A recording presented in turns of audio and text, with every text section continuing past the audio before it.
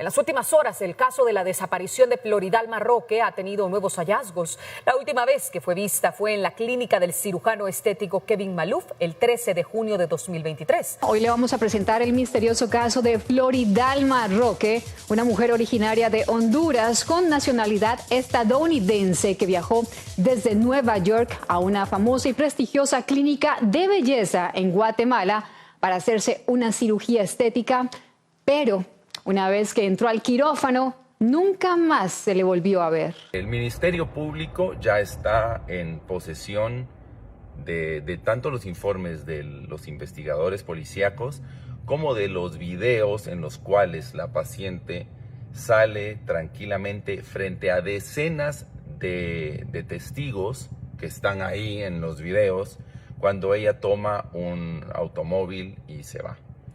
Es importante decir que la responsabilidad del médico termina cuando abandona las instalaciones, tanto el médico quirúrgico como el médico clínico, en el cual a la hora de prescribir un medicamento y la paciente si se lo toma o no se lo toma, ya no es cosa de uno. No puede ir a la casa uno, como decimos, a sobar el gaznate cuando decimos en los perros, a que le pase la pastilla.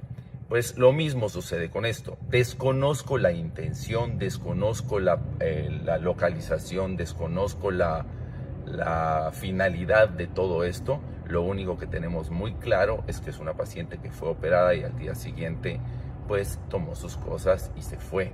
¿Que por qué la dejé ir? Disculpen, yo no estoy operando niños. Yo lo operé 24 horas antes. Se queda en este establecimiento mío a dormir, principalmente por ser una persona que viene del extranjero. Es una persona que no vive en Guatemala y que ahora está ausente, está missing, está faltante, no la encuentran. Sin embargo, la policía y el Ministerio Público está en plena investigación y ya están siguiendo pues los pasos del paradero de esta persona. Desconocemos pues en dónde o cuál es la finalidad. Sin embargo, pues llegará a una verdad absoluta, a una conclusión. Solo espero que todas estas personas pues hayan sabido a quién insultaban, porque no estoy cometiendo ningún delito. Les recuerdo que sí soy médico, que sí soy cirujano plástico, que sí estoy certificado para hacerlo, para todas esas personas.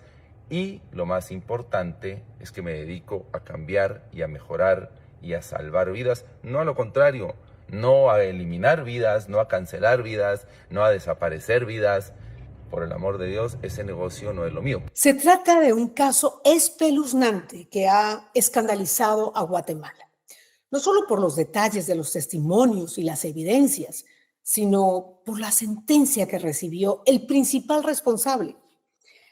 Esta es la historia fatal de Floridalma Roque, una hondureña que vivía en Estados Unidos y que viajó a Guatemala para someterse a una cirugía estética. Floridalma era diabética de tipo 2, por lo que se consideraba una paciente de alto riesgo. En junio de 2023 llegó a la clínica del doctor Kevin Maluf hacia las 7 de la mañana y la cirugía se complicó. Ella presentó un sangrado. Yo no contaba con la insulina para poder administrársela, señor juez. Yo la verdad siempre me mantuvieron al margen, a pesar de que en repetidas ocasiones Luis y la doctora Silva y yo estuvimos los tres repitiéndole a él que comprara la insulina y que la llevara a un intensivo, señor juez. Según uno de los enfermeros, Luis Castro, presente en la cirugía. Recién hacia las 2 de la tarde, mucho tiempo después de la intervención, le suministraron insulina. Y según este mismo testimonio, los niveles de azúcar en la sangre de Floridalma permanecieron altos. Otros médicos que consultaron durante la emergencia recomendaron ciertos procedimientos y el traslado de la paciente a un hospital de mayor capacidad, algo que no sucedió. Yo insistí en que se comprara el medicamento y que se trasladara a la paciente a un hospital que tuviera intensivo. Por eso, mi obligación es dar anestesia, controlar los signos vitales transoperatoriamente, revertir la misma, cosa que se hizo 2 veces, y al no haber una respuesta satisfactoria, fue cuando se le avisó al doctor Maluf como responsable de la paciente para solicitar el traslado a una unidad de cuidados intensivos. En ese momento, cuando se le avisó a él, yo estuve en todo momento vigilando a la paciente, ventilándola manualmente, controlando sus signos vitales, esperando la orden de traslado, que lamentablemente nunca llegó, y pasadas varias horas, doña Floridalma Roque falleció. Y de acuerdo a este enfermero Luis Castro, entre las 8 y las 9 de la noche, Floridalma sufrió 2 infartos y habría fallecido antes de las 9:30 de la noche en la misma sala de cirugía donde la operaron. Este enfermero testificó que en la sala de cirugía el médico que operó a Floridalma sugirió que desmembraran su cadáver para llevárselo en una maleta. Esto no sucedió allí. Y según se observa en las cámaras de video de la clínica, el doctor Kevin Maluf arrastró esa misma noche un bote de basura. De modo que la señora Roque iba en el contenedor negro de manera intacta, iban sujetados los bordes de ese contenedor con unos ganchos de hule que sujetaban para que la tapadera no se abriera. El señor Maluf dijo que eso lo iba a hacer con las personas que él ya sabía. Cuando bajamos el cuerpo de la señora Roque al sótano, él la subió junto conmigo porque me pidió apoyo. Subimos el contenedor al bote, al carro, y él en ese momento, 2 o 3 minutos después, vuelvo a subir y permanezco en las instalaciones del edificio de Europlas. El señor Maluf se llevó el cuerpo de la señora sin vida a su casa, la cual la tuvo 2 días ahí, porque se deshizo del cuerpo de la señora Roque hasta el día jueves por la mañana. Pero ahí no acaba todo. Los enfermeros participaron en el encubrimiento de la muerte. Y una enfermera, Susana Rojas, se vistió con la ropa de Floridalma, se sentó con vendas en una silla de ruedas.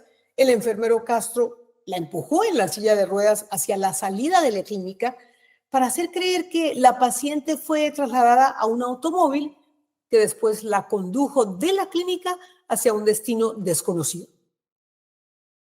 Se imaginarán que a partir de ese momento, Floridalma fue reportada por su familia como desaparecida, hasta que un año después su cuerpo mutilado fue encontrado en un pozo de 23 metros de profundidad en una localidad apartada de la capital de Guatemala. El juicio contra los implicados ya terminó. Los guatemaltecos están indignados por las sentencias impartidas por el juez Pedro Lainez. El médico solo tendrá que cumplir, oigan ustedes, 3 años y 4 meses en prisión tras haber aceptado el único cargo que enfrentó, homicidio culposo, que conlleva la rebaja de la pena por aceptar el cargo. La anestesióloga fue condenada a 2 años y 3 meses por complicidad. La enfermera que se hizo pasar por Floridalma fue condenada a 3 años de prisión por encubrimiento. Y el enfermero Luis Castro, quien colaboró con la justicia y testificó en el juicio, permaneció 2 años en la cárcel y ya quedó en libertad.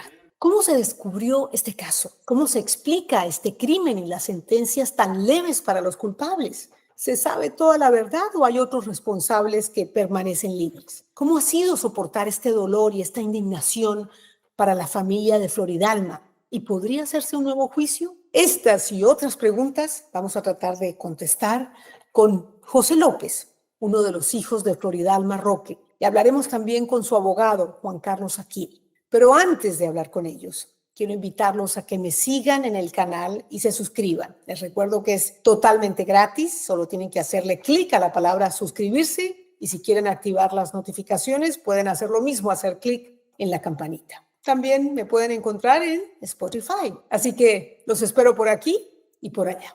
Comenzamos en ¿Qué pasó con lo que pasó?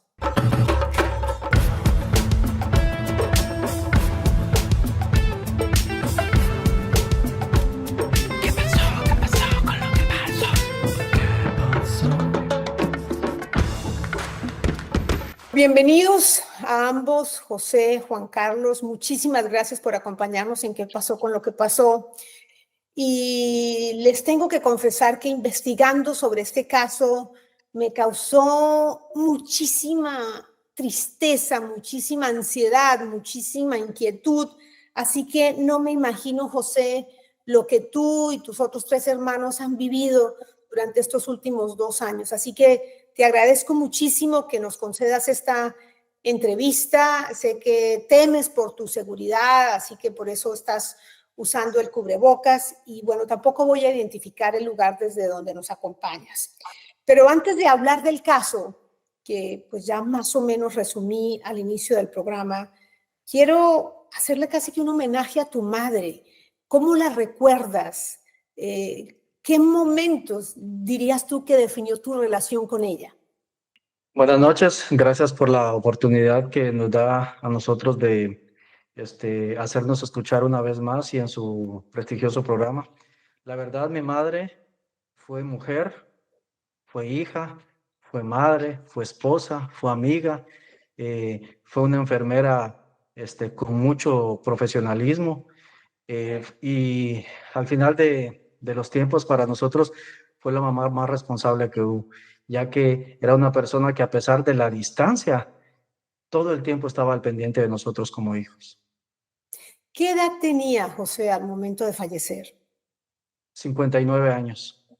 Recuérdanos qué tipo de cirugía quería hacerse. A ella se le iba a hacer una cirugía de párpados, de acá y de los brazos. ¿Y cómo fue que encontró a este médico, Kevin Maluf? ¿Por qué decidió ir a operarse a Guatemala, siendo ella hondureña y viviendo en Estados Unidos en ese momento? Bueno, a ella en esta ocasión era la segunda vez que se operaba con el doctor Maluf y fue recomendado por una hermana de ella, una tía mía. Entonces, en la primera operación fue una operación más grande y más peligrosa que le hizo y mi mamá salió súper bien. Su recuperación fue muy rápida y se volvió muy amiga del doctor. Entiendo. Juan Carlos, tú eres el abogado de José. Me gustaría que nos contaras a nuestra audiencia, que es regional y que no está tan familiarizada con este caso, ¿quién es el doctor Kevin Maluf? Porque él no operaba en una clínica de garaje, era un médico con cierto prestigio y la clínica donde operaba estaba situada en un lugar exclusivo de la capital. Pero ¿qué antecedentes hay de este médico? ¿Qué sabemos de él? Sí, buenas noches. Gracias por la oportunidad. Sí, la verdad es que el doctor Kevin Maluf, como lo has dicho, es un médico que ya tenía un renombre en Guatemala. Muchas personas a raíz de este caso han manifestado que se operaron con él. Efectivamente, la clínica se encuentra en zona 14, en un edificio que se llama Europlaza, que es un edificio muy concurrido, de uno de los de más prestigio en Guatemala. Ya tenía una trayectoria como médico y pues muchas personas lo recomendaban como médico especialista en cirugía. Entiendo. Y cuando ocurrió este fatal desenlace, Juan Carlos, ¿se sabía de los antecedentes en cuanto a que ya el doctor Maluf había tenido 2 incidentes fatales con 2 pacientes que habían fallecido, que tenía algunas denuncias? Tengo aquí anotado que tenía denuncias por lesiones culposas contra pacientes, por portación de arma y por incluso intento de homicidio en contra de su hermano. Esto lo leí en un periódico local. ¿Qué se sabe al respecto? Sí, bueno, lo que se sabe en cuanto a su profesión específicamente es que efectivamente un año atrás había fallecido una paciente con él, una persona que también venía de la localidad de la localidad del Petén. Esta paciente, una mujer joven, también se había prestado complicaciones, se había fallecido. Es precisamente ese antecedente lo que nosotros creemos que detona a que el doctor Kevin Maluf, en un momento determinado, como consecuencia que fallece otra persona en su quirófano, es que toma las acciones que toma en el presente caso.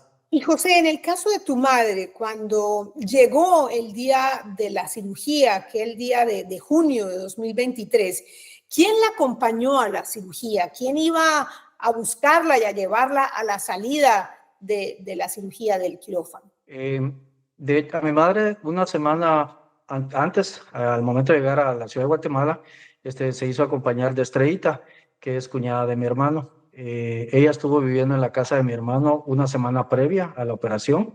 Estrellita la llevó al lobby del centro comercial. Mi mamá, como tenía una gran confianza con el doctor, le dijo que la dejara ahí en el lobby, que pasara al mercado a comprar una gallina, que le hiciera un caldito de gallina y que al otro día a las 9 de la mañana que le iban a dar de alta, la llegara a buscar con ese caldito de gallina. Y fue lo que hizo Estrellita en ese momento. ¿Y qué pasó cuando Estrellita llegó a buscarla? ¿Cómo se enteró ella y ustedes que tu mamá había desaparecido básicamente? La verdad, cuando ella llegó al lobby de la clínica del doctor Maluf, no le prestaron atención. Ella llegó, se sentó y cuando dieron pasadas las 9, y ya habían pasado 45 minutos de las 9 de la mañana, que era la hora de salir, que le daban de alta a mi madre, ella pues ya empezó a preguntar si qué pasó con mi mamá, por qué no había salido. Entonces le dijeron que mi mamá desde las 7 de la mañana les exigió su salida y que agarró un InDrive y se fue y no sabían a dónde se había ido. ¿Y qué pasó a partir de ese momento entre ustedes, sus hijos, su familia? Pues a nosotros, en ese momento, a las personas como nosotros estábamos fuera del país, mis hermanos y yo, se empezó a dar alerta a las personas conocidas de ahí de la ciudad de Guatemala.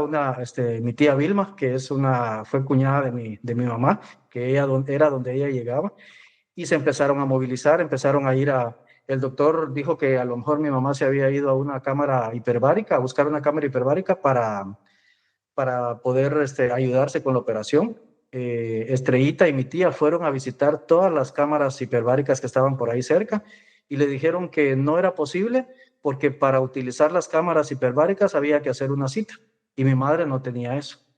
Entonces, mi tía, que trabajó muchos años en el Seguro Social, le dijo: doctor, quiero que me muestre su registro de salida, donde Floridalma le firmó su salida.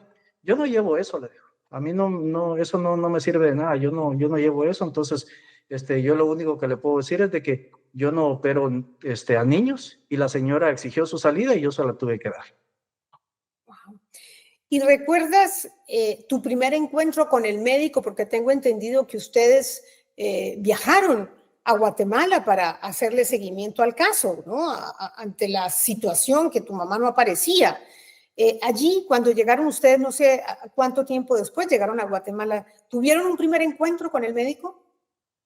Sí, yo lo fui a buscar a su clínica. Yo me presenté a su clínica porque él en ningún momento, él no sabía de nosotros. Él sabía que mi madre tenía hijos, pero no sabía dónde ni quiénes eran. Entonces, cuando yo llegué a la ciudad de Guatemala 4 días después de la desaparición de mi madre, llegué directamente a los hospitales, a las morgues, y a algunas organizaciones a pedir apoyo. Y al ver la negativa de todas las personas, donde nosotros estábamos solicitando apoyo, la denuncia ya se había presentado en el MAIMI y nos cerraron las puertas porque no nos daban nada de información. Entonces, con mi hermano le dije: ¿sabes qué? Llévame a la zona 14, yo voy a hablar con el doctor. Y me presenté en la clínica. Y cuando yo me presenté frente a él, en el momento que yo llegué, él salió. Le digo: doctor, mi nombre es José López, soy el hijo de Floridalma Roque y necesito hablar con usted. El señor se fue de espalda y me dijo: permítame. Se fue a su oficina, tardó como 10 minutos y me dijo: pase adelante. Entré a su oficina, estuvimos casi más de 1 hora platicando, donde él me decía que mi mamá se había ido por su propia cuenta, que lamentaba mucho que no la habíamos encontrado, que él era uno de los más interesados que mi mamá apareciera, y casi lloraba enfrente mía, queriéndome convencer de algo que él había hecho. En ese momento, pues, yo le hice 2 preguntas. Una de ellas fue: doctor, le digo, pero usted y yo sabemos que mi madre no era la que iba en la silla de ruedas. Y él me quedó viendo y solo agachó su cabeza nada más. Entonces dije dentro de mí: mi mamá no salió de aquí por su propio pie. Y al momento siguió la charla con él, y creo que me estuvo grabando. Al momento de salir de su clínica, En la parte de enfrente había un cristal que me reflejaba yo que iba delante de él y él detrás mía. Entonces, cuando yo salí, él hizo esto, como quien dice, lo convencí. Y yo me di cuenta y dije, "Oh, no es posible". Entonces salí, platiqué con mi hermano, le conté todo lo que habíamos platicado y empezamos a buscar más ayuda, más apoyo, empezamos a buscar más periodistas. Mi familia empezó en las redes sociales a buscar a medio mundo para que nos apoyara y gracias a Dios encontramos ese apoyo. ¿Y por qué le dijiste al médico que la que se veía en las cámaras de seguridad a la salida de la clínica no era tu madre? ¿Identificaste que no era tu madre? Porque, bueno, era una mujer con vendas, ¿no? Después de una operación alrededor de la cara. Sí, por dos cosas. Primero, en el momento que se levanta de la silla de ruedas, el enfermero la levanta de acá. Entonces, ¿cómo la van a levantar de acá si acá fue donde le operaron? En primer lugar. En segundo lugar, su altura y sus piernas no concordaban con los rasgos físicos de mi madre. Entonces, desde el momento que nosotros vimos ese video, rapidito nos dimos cuenta de que no era ella. Entiendo, o sea que ya lo empezaron a sospechar en ese momento. Abogado Aquil, ¿y en qué momento usted conoce del caso y se apersona de esta situación? Sí, bueno, el caso viene precisamente el 4 de agosto del 2023, cuando es la primera declaración, perdón, perfectamente cuando es la primera declaración viene al Instituto de la Víctima. En ese tiempo Jorge y su hermano Jorge tenían ya abogados particulares, no se les pudo brindar el servicio porque ellos ya contaban con abogados particulares, pero Ercita Vita Parachico Saldívar, que es la hermana de doña Floridalma, pues requirió los servicios del Instituto de la Víctima y desde ese momento pues estamos en el caso desde la primera declaración cuando el Ministerio Público aprende al doctor Kevin Maluf, así como a Susana Emilia Rojas Cruz y a la doctora Silvia Moreira, quienes son parte en este proceso. Abogado, pero inicialmente la primera persona que rinde testimonio en el Ministerio Público pues son los hijos de Floridalma, ¿no? Su familia. Pero ¿cómo se descubre que son los médicos, los enfermeros, la anestesióloga, las personas involucradas en este crimen, en la desaparición inicialmente de Floridalma? ¿Cómo se descubre? Como ella ingresa a la clínica con fecha 13 de junio, cuando ella ingresa aproximadamente a las 7 de la mañana, pues hay grabaciones del edificio Europlaza que marcan la llegada de ella, desde que ella llega con Estrellita, quien es la que la lleva. Están el registro de las cámaras desde el ingreso al lobby hasta cuando ella sube el ascensor y llega específicamente a la clínica del doctor Kevin Maluf. Después de esa entrada del día 13 de junio, nunca más se vio la salida de Floridalma de ese lugar, a excepción de la persona que es Susana Emilia Rojas Cruz, quien está disfrazada en algún momento con prendas de vestir de doña Floridalma y quien aparenta que es la persona que se retira del lugar. Es decir, que desde ese momento ya se tenía una sospecha que Floridalma ya no contaba con vida, o que por lo menos en esa primera declaración se tomaba como un plagio secuestro, toda vez que no sabíamos del paradero, si estaba con vida o estaba en peligro su vida. Es por ello que a partir de ese momento ya el Ministerio Público había recabado ya con la activación de una alerta Isabel Claudina las primeras diligencias para empezar la investigación acerca de su paradero, porque Estrellita no se queda con esa respuesta que le da el doctor Kevin Maluf de que ella se había retirado del lugar, sino que por el contrario van y activan la alerta Isabel Claudina y empiezan a realizarse las primeras diligencias de búsqueda de Floridalma, y el primer indicio son las cámaras de seguridad. Claro. ¿Qué es la alerta Isabel Claudina para nuestra audiencia? No conocemos ese nombre. Isabel Claudina es una ley que existe en Guatemala que surge como consecuencia de que anteriormente se tenían que esperar más o menos 78 horas para que se pudiera empezar la búsqueda de una mujer desaparecida. A raíz de la alerta Isabel Claudina, pues es una víctima que sucedió en Guatemala, pues se hace una reforma y por eso lleva su nombre, en la cual inmediatamente desde que se tiene conocimiento de la desaparición de una víctima mujer, se empiezan las primeras diligencias de búsqueda para encontrar su paradero. Entiendo. Entonces, una de las primeras, de los primeros indicios, como usted me lo indica, son las cámaras de seguridad, los videos de las cámaras de seguridad, que son muy, pero muy reveladores. ¿Qué más muestran los videos de las cámaras de seguridad? Sí, los videos de las cámaras de seguridad muestran el día 14, cuando aparentemente retira Floridal Marroque de las clínicas del doctor Kevin Maluf, y lo que se determina es que cuando se pide ese InDriver, cuando ella supuestamente le ayudan a subir a ese InDriver y se retira, es que atrás de ese InDriver va el doctor Kevin Maluf en su camioneta, una Land Cruiser Prado color negro, la cual va siguiendo el InDriver a una corta distancia.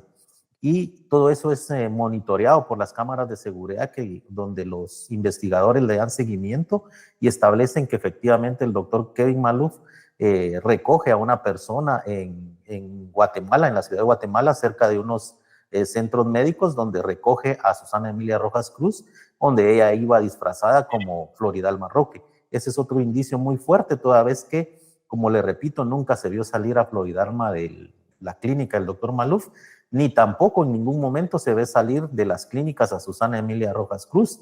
Sin embargo, la sorpresa es que después en las propias cámaras del edificio aparece ella por el parqueo con unas bebidas de café, cuando nunca había salido esa noche. Y es evidente que ya concuerdan con las cámaras y con las características de la persona que salió disfrazada como Floridal Marroque y a la cual recoge el doctor Kevin Maluf. También esas cámaras son importantes porque revelan el día del hecho cuando en este caso Luis Alfredo Castro Molina indica cómo fue que sacaron el cuerpo de doña Floridal Marroque ese mismo día 13 de junio aproximadamente a las 11 de la noche. Luis Castro, el enfermero. Y sí, las cámaras muestran al doctor Maluf arrastrando un bote de basura. ¿Eso qué significa? ¿Qué indica eso? Sí, efectivamente, las cámaras de seguridad de los pasillos de Europlaza muestran al doctor Kevin Maluf aproximadamente a las 11 de la noche con un contenedor, dicen ellos, donde tiene un alto aproximado, donde una persona perfectamente podía caber. Floridal Marroque era una persona de una estatura baja, de una complexión física no muy grande, y según las declaraciones de Luis Alfredo Castro Molina, al momento de ella lamentablemente perder la vida en el sanatorio, pues es posicionada en decúbito, es decir, que permitió que ella fuera más o menos en forma sentada dentro del contenedor, y es cuando efectivamente el doctor Kevin Maluf retira su cuerpo de las clínicas. Ahora, abogado, lo que no me queda claro es, tengo entendido que algunos videos también fueron eliminados, y al ser la clínica de propiedad del doctor Maluf, ¿no? ¿Cómo logra el Ministerio Público acceder a estos videos que no los pudieron borrar? No, efectivamente, los videos de la clínica per se del doctor Kevin Maluf que estaban en el interior de la clínica fueron retirados por el doctor Kevin Maluf y fueron desaparecidos. Las grabaciones que tenemos son propias del edificio, en los pasillos, en los elevadores, y después las cámaras de vigilancia de las empresas municipales de tránsito y de varios negocios que tienen cámaras que le dan todo el seguimiento al todo el movimiento que realiza el doctor Kevin Maluf al día siguiente al recoger a Susana Emilia Rojas, quien se había disfrazado de doña Floridal.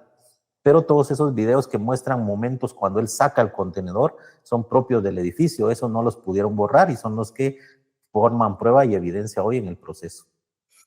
¿Cuánto tiempo después del 13 de junio del 2023 el doctor, los dos enfermeros, un enfermero y una enfermera, y la anestesióloga son arrestados? ¿Cuánto tiempo transcurrió? Más o menos 3 meses, según lo que yo recuerdo. No sé si José me pueda aclarar ese dato, pero más o menos eso fue en agosto.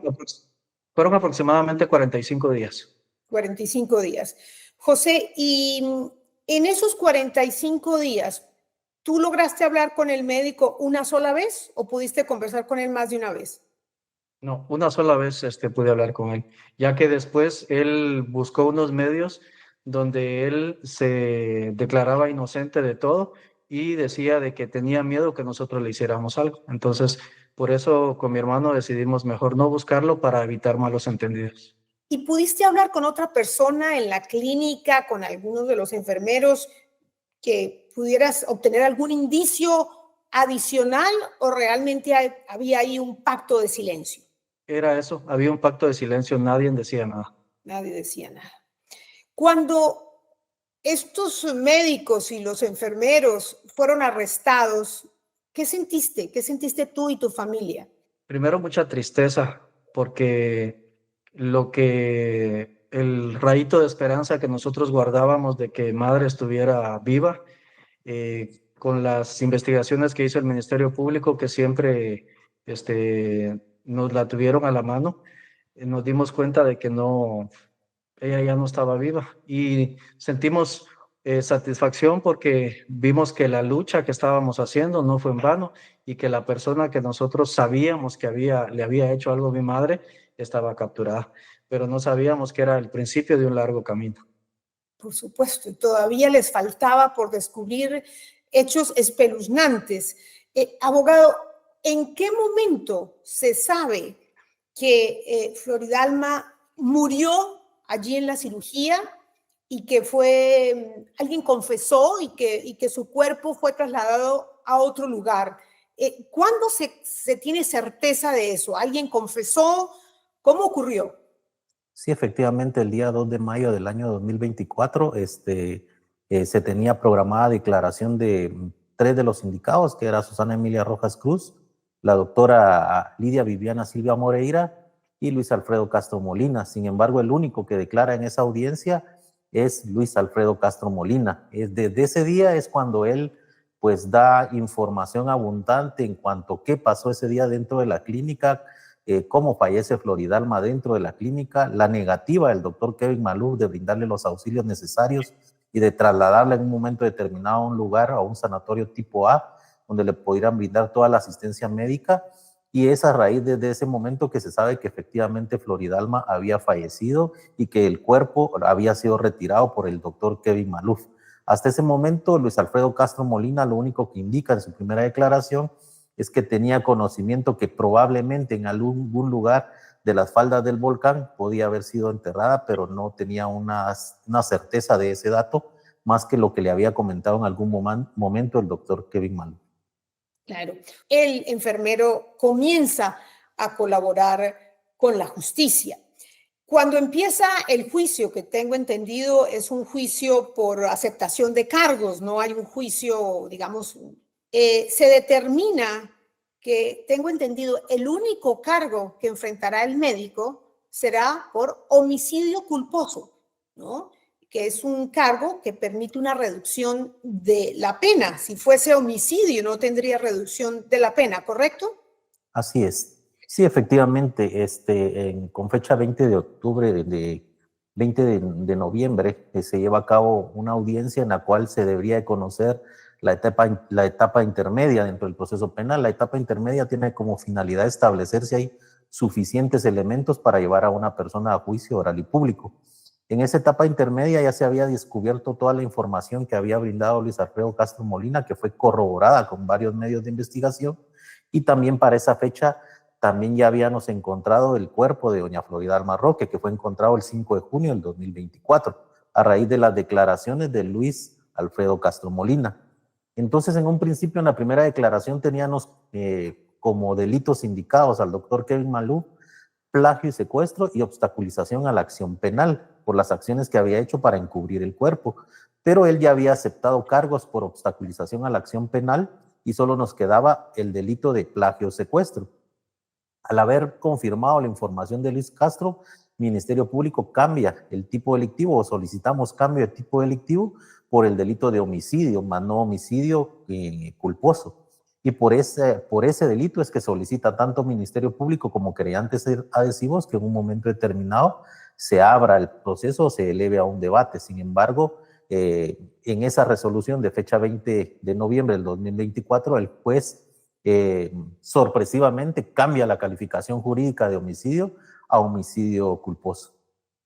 Es que es increíble cómo el cargo cambió, enfrentó un solo cargo, bueno, fue, digamos, es culpado por obstrucción de la justicia y creo que por eso recibió una sentencia de 2 años, ¿no?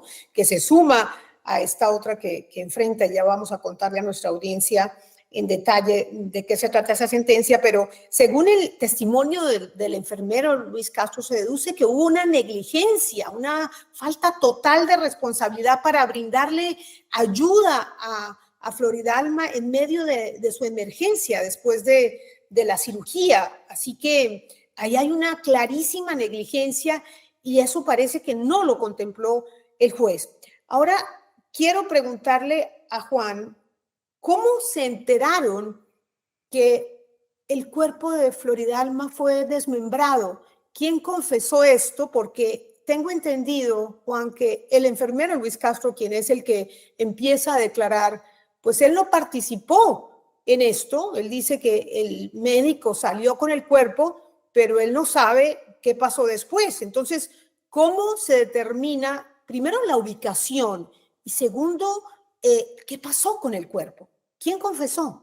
Sí, efectivamente, a raíz de la declaración de Luis Castro de fecha 2 de mayo del año 2024, pues el doctor Kevin Maluf, ante toda la información que había rendido el enfermero, en un momento determinado manifiesta a los abogados que tenía en ese momento que quería colaborar con la investigación. Y para sorpresa de nosotros, pues nosotros pensamos que en un momento iba a llegar al tribunal a declarar realmente. Sin embargo, el juez lo que autoriza es que el Ministerio Público comparezca a la prisión donde él se encuentra en este momento guardando prisión preventiva, y ahí él hace una declaración muy escueta de una página aproximadamente, donde se limita a decir que él cumplió con darle todos los cuidados a Floridalma, y donde indica que efectivamente él decidió desaparecer el cuerpo y da las coordenadas donde lo dejó, da la ubicación exacta a través de unos mapas que entrega su abogado, donde da la posición geoposicional exacta del lugar donde se encuentra, y con un lapicero o con un crayón marca específicamente dónde, y da todas las características al Ministerio Público para encontrar el cuerpo. Es así como efectivamente se logra localizar el cuerpo de doña Floridalma, como manifesté, el 5 de junio del 2024, después de una declaración ministerial que hace en una única página el doctor Kevin Maluf, y donde indica dónde se encontraba. José, obviamente esto debió ser un golpe durísimo para ustedes, ¿no? Reconfirmar lo que ustedes sospechaban. ¿Cómo vivieron ese momento? ¿Qué pensaban que podían hacer? ¿Qué alternativas tenían?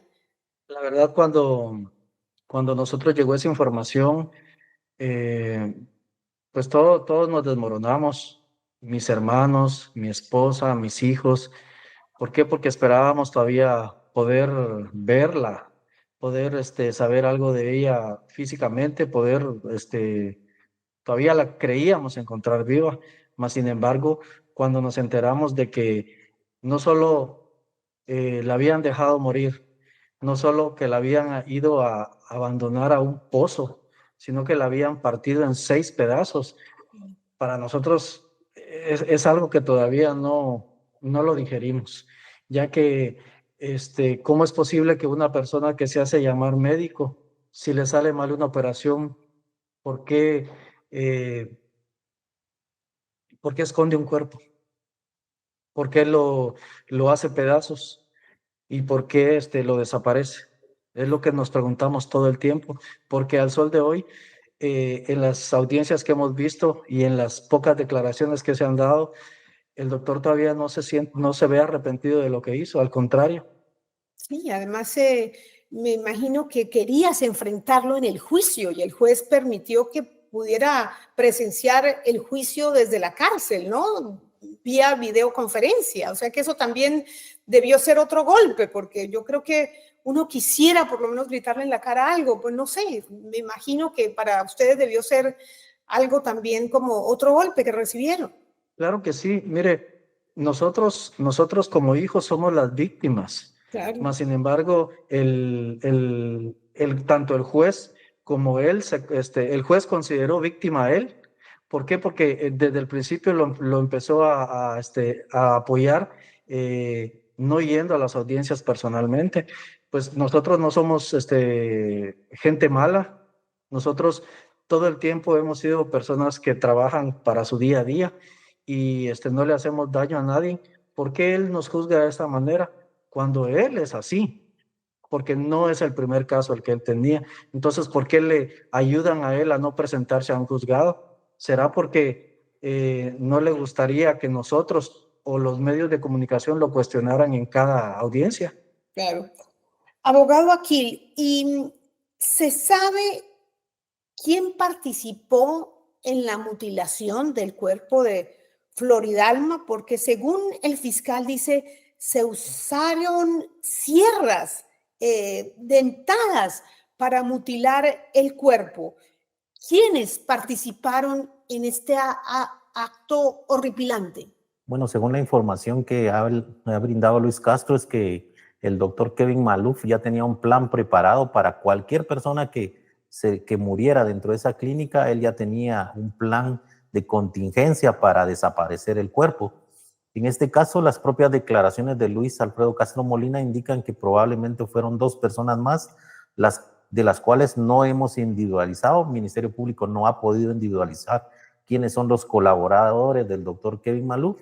En cuanto a que fue partida en 6 partes, pues es el antropología forense que en el momento de rescatar el cuerpo de ese pozo de 23 metros de profundidad donde se encontraba el cadáver de Floridalma, es que logra establecer al hacer un análisis de los restos óseos que efectivamente fue cortada.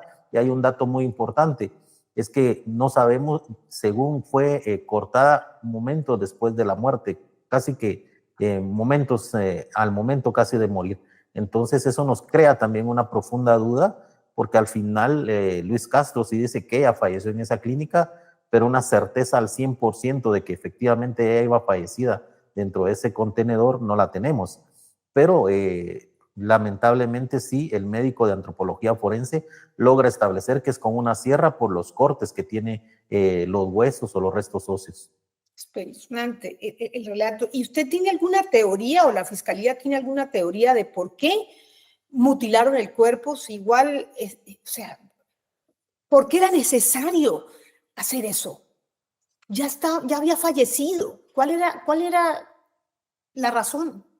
Sí, no tenemos una explicación a eso. Sí creemos que es un total desprecio a la víctima. Para nosotros como Instituto de la Víctima es un total desprecio a una víctima que se encontraba totalmente indefensa, un total desprecio por la vida.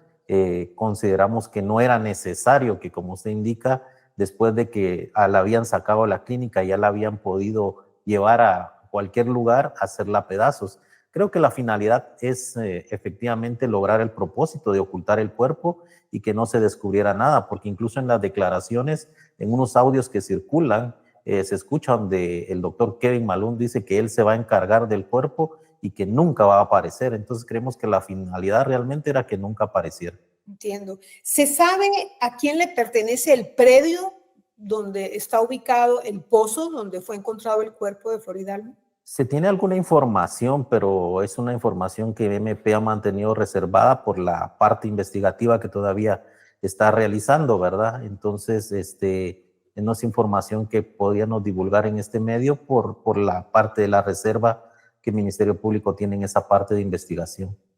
José, ¿y pudieron darle sepultura? ¿Pudieron velarla? ¿Pudieron hacer un sepelio después de esto? Claro que sí. Después de que el Ministerio Público hiciera la diligencia para la exhumación en el pozo donde ella se encontraba, donde la fueron a tirar en San Vicente Pacaya, casi un mes después, el Instituto de Ciencias Forenses nos entregó los restos de mi madre. Le dimos, la velamos durante un día y una noche y la llevamos a una sepultura. Gracias a Dios ya la tenemos en un lugar donde se le puede ir a visitar, donde toda la familia y todos los hermanos acudimos ese día, donde mi abuelita llegó a llorar a su primera hija que le habían matado. Y pues para nosotros, imagínese usted, como se lo he dicho a otros medios, si el simple hecho de perder a un ser querido es doloroso, imagínese ir en este caso al INASIF, no a reconocer a un cuerpo, porque ya no había un cuerpo, sino que te entregaran un montón de bolsitas de papel craft, donde te decían, aquí está la mano, aquí está el cráneo, aquí está su cabellera, aquí está su fémur, aquí está uno de sus pies. Es muy difícil al sol de hoy para nosotros aceptar eso. Y todavía viendo las injusticias que están cometiendo con nuestra familia, es más difícil todavía, porque era una mujer que no se merecía que no se merecía lo que le pasó. Me dices que Sí, era enfermera, que es una persona que está al servicio del bienestar de los demás, que estaba al servicio de la salud de los demás.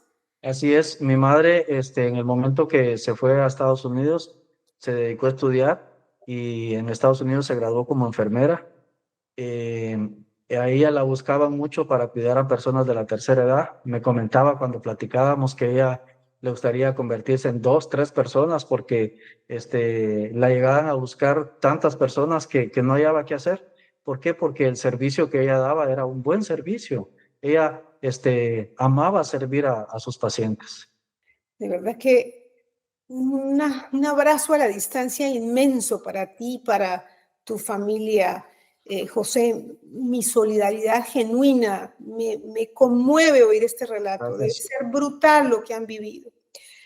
¿Cómo se explica una sentencia tan leve? 3 años y 4 meses en prisión para el doctor Kevin Maloof, que reconoció haber mutilado y ocultado el cadáver y reconoció el cargo de homicidio culposo. Es la misma pregunta para ambos, para ti, José, y para Juan Carlos. En el lado personal, para nosotros es algo insultante, es algo insignificante, es algo que denigra la justicia guatemalteca, es algo donde nosotros podemos ver que por qué a nosotros como víctimas nos siguen revictimizando con una condena de la cual no es justa y que todo el pueblo de Guatemala, y eso nos llenó bastante de satisfacción a nosotros, ver que todo el pueblo de Guatemala, tanto médicos, abogados y la sociedad en general se volcó a apoyarnos y donde se dan cuenta de que de qué sirven tantas leyes que promulgan el bienestar de una mujer si son solo letra muerta, que solo son para hacer para que los legisladores hagan alarde de algo que plasmaron en una ley, pero no se cumple al día de hoy. Juan Carlos, ¿cómo entender no solamente una pena de poco más de 3 años para un crimen tan abominable y además la inhabilitación de tan solo 6 años y medio para ejercer su profesión? Es decir, que en unos 4 años este hombre puede volver a operar y volver a ejercer como médico. ¿Cómo se explica esto, Juan Carlos? Sí, bueno, hay una ley que se llama Procedimiento Especial de Aceptación de Cargos en Guatemala, que entró en vigencia en el año 2019. Al principio esa ley fue vista con muy buenos ojos, toda vez que la finalidad realmente era descongestionar el sistema de justicia y poder de esa forma aquellos delitos que no son tan graves, poderlos ir descongestionando en los juzgados. Sin embargo, lamentablemente, tengo que decirlo muy directamente, hay muchos jueces en el sistema de Guatemala que, con todo respeto, creo que se han apegado a la corrupción y han en algún momento permitido el cambio de calificación jurídica, porque la Ley Especial de Aceptación de Cargos tiene un catálogo de delitos que pueden ir y ingresar a esa ley, que beneficia a las personas que acepten cargos con rebajas desde la mitad de la pena o 1/3 de la pena o 1/5 parte de la pena, dependiendo del momento procesal en que lo hagan. Sin embargo, al haber un catálogo de delitos, lamentablemente muchos jueces en algún momento determinado, a pesar de tener un bagaje probatorio que demuestra que no es el delito que le están pidiendo la defensa, han aceptado cambiar ese tipo delictivo. Y como esta ley es clara, que dice que una vez imputado un hecho delictivo o cambiada la calificación jurídica, con solo el hecho que la persona sindicada acepte los cargos, el juez debe cesar todos los plazos, todo debe cesar a favor del sindicado. Y es ahí donde ha sido mal utilizada la ley. Y prueba de ello es este caso, que como les manifesté al principio, pues la acusación va por un homicidio que en Guatemala tiene una pena mínima de 20 y una máxima de 40 años de prisión. Sin embargo, el homicidio culposo tiene una pena de 2 hasta un máximo de 8 años. En virtud de que él ya lleva un tiempo de prisión, pues el beneficio al aceptar los cargos, pues es reducirlos a la mitad. El Ministerio Público pidió 6 años, pero al ser beneficiado con la mitad, la pena que le correspondería serían de 3 años y 4 meses, teniendo en cuenta que en el presente caso Kevin Maluf fue procesado por el delito de homicidio culposo por esta ley. Entonces, esos son los beneficios que otorga la ley. ¿Y por qué solo 6 años? Porque debe ir en proporción también a la pena impuesta de prisión. Por eso el Ministerio Público y querellantes adhesivos pedimos que fuera inhabilitado de por vida. Sin embargo, pues el juez, bajo su criterio, diciendo que debía haber una proporcionalidad en la pena, de lo cual es muy discutible, pues concede únicamente esa pena. El juez ha sido muy cuestionado por su sentencia, por varios sectores. Juan Carlos, me pregunto si los sentenciados pueden obtener una reducción de penas por buena conducta, además de por haber colaborado o por aceptar cargos. Sí, la ley de aceptación de cargos dice que no perjudica los beneficios que otorga incluso la ley del sistema penitenciario, que es una ley que rige a las personas cuando ya están condenadas. Pero en este caso ellos no tendrían necesidad de acudir a la ley del sistema penitenciario, toda vez que al ser 3 años en Guatemala la pena es conmutable y pagando 5 quetzales por cada día de prisión saldrían inmediatamente de la prisión. Entonces, no harían una pena de 3 años de cárcel, sino que la ley dice que son conmutables a razón de 5 quetzales a 100 quetzales. Y en el presente caso, el juez fijó 5 quetzales por cada día. Pero tengo entendido que la Corte de Constitucionalidad echó para atrás esa decisión, que no tienen la posibilidad de salir en libertad a cambio de ese pago. Así es, efectivamente, nosotros el día en el que se llevó a cabo la audiencia de aceptación de cargos, el Ministerio Público ya había apelado a esa resolución de fecha 20 de noviembre del 2024, que cambió la calificación jurídica, habría planteado un amparo un amparo del cual también nosotros presentamos un amparo, tantos querellantes como Ministerio Público. En su momento, la sala primera de la Sala de Apelaciones de Guatemala denegó el amparo provisional, lo cual es susceptible de apelación para que lo conozca la máxima autoridad en materia constitucional, como es la Corte de Constitucionalidad en Guatemala, y es la Corte de Constitucionalidad de Guatemala la que, al elevarse ese amparo provisional, nos otorga un amparo provisional en este momento que dice que todo lo actuado a partir del 20 de noviembre, es decir, la aceptación de cargos y todas las audiencias que no tengan privilegio para llevarse a cabo, quedan en suspenso. Por eso en este momento esa sentencia se encuentra suspendida, esperando que la sala primera efectivamente otorgue el amparo definitivo, que va a revocar todo esto que ha sucedido y podamos nuevamente entrar a la etapa intermedia, o si de una vez lo resuelve así en el amparo, que se eleve a un juicio por homicidio el presente caso. Es decir, que ustedes han presentado un amparo para que se anule todos los procedimientos de este juicio, se anule la sentencia y se vuelva a iniciar un proceso de juicio por el cargo de homicidio, ¿correcto? Así es, nosotros presentamos 2 amparos en este caso.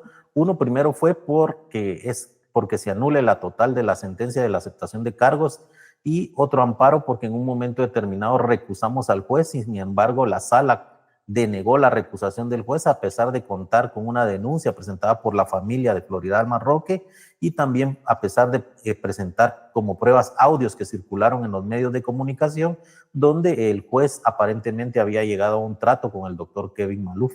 Eso nos hace recusar a ese juez, sin embargo la sala nos deniega esa recusación, por lo tanto también presentamos un amparo en el cual estamos pidiendo que se declare con lugar el amparo y que sea otro juez el que conozca el presente caso. Entonces, ya para terminar, abogado, aquí lo que sigue ahora es el pronunciamiento, o sea, la respuesta de esos 2 amparos que ustedes han presentado. ¿Y eso cuánto tiempo puede durar? Sí, la verdad es que los amparos en Guatemala a veces, dependiendo la gravedad, pueden resolverse rápidamente. En este caso que presentó Ministerio Público y querellantes en contra de la resolución de la aceptación de cargos y de la audiencia que modificó el tipo delictivo, este amparo ya está en la segunda vista, estamos esperando únicamente la sentencia. Consideramos nosotros que podría ser en el transcurso de este mes que nos notifiquen la sentencia de ese amparo. De ser desfavorable, tendríamos que acudir a la Corte de Constitucionalidad en apelación de ese amparo, quien es la que nos otorgó el amparo provisional, para que sea ella en definitiva quien decida de este proceso, y eso puede tardar 6 meses o 4 meses, dependiendo mucho de la agenda que tenga cada órgano jurisdiccional. Pues, seguro que el país entero va a estar esperando este pronunciamiento y siguiendo de cerca, como lo ha venido haciendo hasta ahora, la evolución de este caso que ha paralizado parte del país.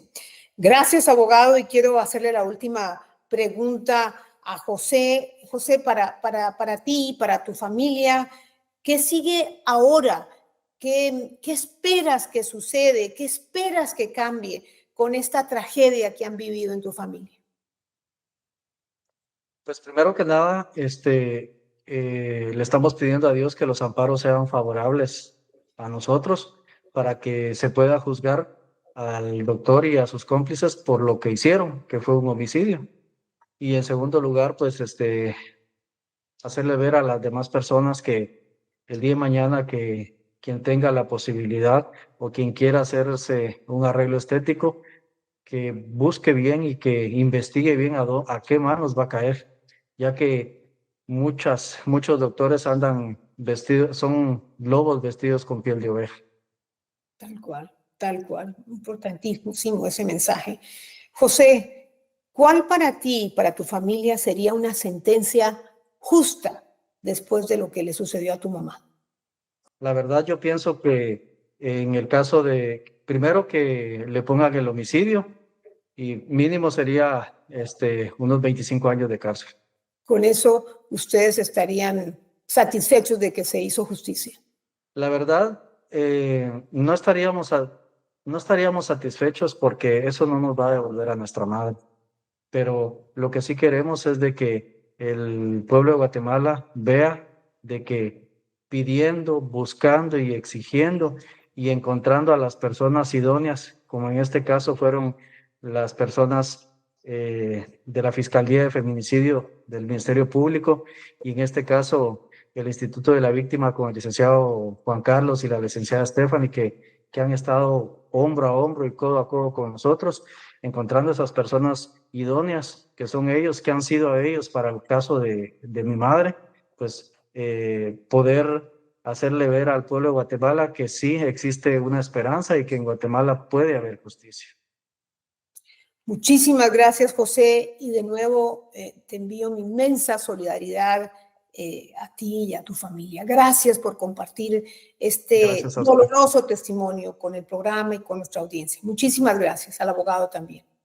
Muchas gracias, buenas noches. Muchas gracias, señorita Patricia. Muy buenas noches. Para este programa invitamos a participar al abogado del doctor Kevin Maluf, pero hasta ahora no hemos obtenido respuesta. También quiero aclararles lo que significa el cargo de homicidio culposo. Por el nombre pareciera que homicidio culposo es más grave que el cargo de homicidio, pero es exactamente lo contrario. Homicidio culposo implica que el acusado no tuvo la intención de causar la muerte, sino que se debió, por ejemplo, a una negligencia o incluso a una impericia. Ese cargo conlleva la rebaja de la pena. Sin embargo, el abogado de Floridalma y su familia quiere que al doctor Maluf se lo juzgue otra vez, pero por homicidio, un cargo que, como escuchamos, es mucho más grave. Conlleva una pena muchísimo mayor de hasta 40 años de prisión. Quieren demostrar que el doctor Maluf no le dio a Floridalma la atención médica y los medicamentos necesarios, a sabiendas que ella era una paciente de alto riesgo y su vida sin la debida atención corría peligro. Y si a eso se suma el hecho de haber desmembrado su cuerpo, eso dice no solo confirma la culpa, sino una mayor intención de cometer un homicidio. Si su familia quiere que se haga justicia, deben esperar que se resuelvan favorablemente los dos amparos que han presentado para que se repita el juicio y que el castigo para Kevin Maluf sea proporcional al crimen cometido. En medio de su profundo dolor, la familia de Floridalma está esperando ese castigo implacable y una buena parte de Guatemala también. 3 años en prisión, ¿son suficientes? Juzguen ustedes. Gracias por acompañarnos en este dramático episodio de ¿Qué pasó con lo que pasó? No se les olvide suscribirse al canal en YouTube y también seguirme en Spotify para los que prefieren el formato podcast. Nos vemos la próxima semana. Muchas gracias por su compañía.